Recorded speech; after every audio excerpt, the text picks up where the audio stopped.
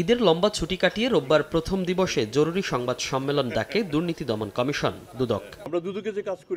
রোববার দুপুরে রাজধানীর সেগুনবাগিচায় দুদকের প্রধান কার্যালয়ে এই সংবাদ সম্মেলনে আবারও শেখ হাসিনার ভাগ্নি টিউলিপ সিদ্দিকের প্রসঙ্গ ওঠে। সংস্থাটির চেয়ারম্যান জানান, দুর্নীতির অভিযোগ উড়িয়ে দিতে পারেননি বলেই ব্রিটিশ মন্ত্রিসভা থেকে পদত্যাগে বাধ্য হন তিনি। দুর্নীতি দমন কমিশন তার আইনজীবীকে এবং আইনজীবীর মাধ্যমে মিস টিউলিপ সিদ্দিকীকে ইতিপূর্বেই জানিয়ে দিয়েছে সম্পূর্ণভাবে দালিলিক প্রমাণের উপর ভিত্তি করেই আদালতে দুর্নীতির চার্জশিট দাখিল করা হয়েছে।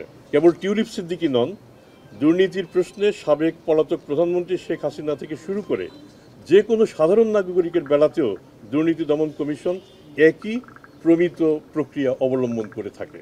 এদিকে অর্থ পাচারের অভিযোগে সাবেক পররাষ্ট্রমন্ত্রী হাসান মাহমুদের নামে দুটি মামলা করেছে দুদক। এর মধ্যে একটি মামলায় আসামি করা হয়েছে তার স্ত্রীকেও। ৩৯ কোটি টাকার অবৈধ সম্পদ অর্জন ও ৫৬টি অ্যাকাউন্টের মাধ্যমে ৬৮৩ কোটি টাকার সন্দেহজনক লেনদেনের অভিযোগে এ মামলা করার কথা জানান সংস্থাটির চেয়ারম্যান। মোহাম্মদ হাসান মাহমুদের বিরুদ্ধে দুইটি মামলা উত্থাপিত হবে। মূলত তার স্ত্রী নুরান ফাতেমা এবং সেই সাথে তিনিও অভিযুক্ত।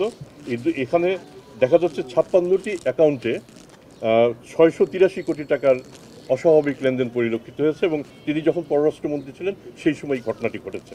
এরপর ক্রিকেটার সাকিব আল হাসানকে নিয়ে প্রশ্নের জবাবে দুদক চেয়ারম্যান জানান, তিনি আর দুদকের ব্র্যান্ড অ্যাম্বাসেডর নেই। দুর্নীতির অভিযোগে তার বিরুদ্ধে অনুসন্ধান চলছে। এমনও হতে পারে যে সাকিব আল হাসান দুদকের আসামিও হতে পারেন। মনির হোসাইন, সময় সংবাদ, ঢাকা।